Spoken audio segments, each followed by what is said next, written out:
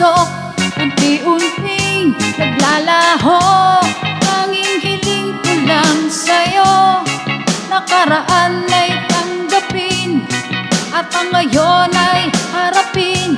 Ang bukas mo'y darating pa, kaya't huwag sanang damdamin, pagkat ito'y payo lamang mula sa aking kaibigan na sa iyo'y nagmamahal.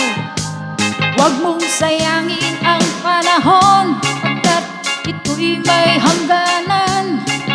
Buksan mo ang pintuan kasama ng iyong puso.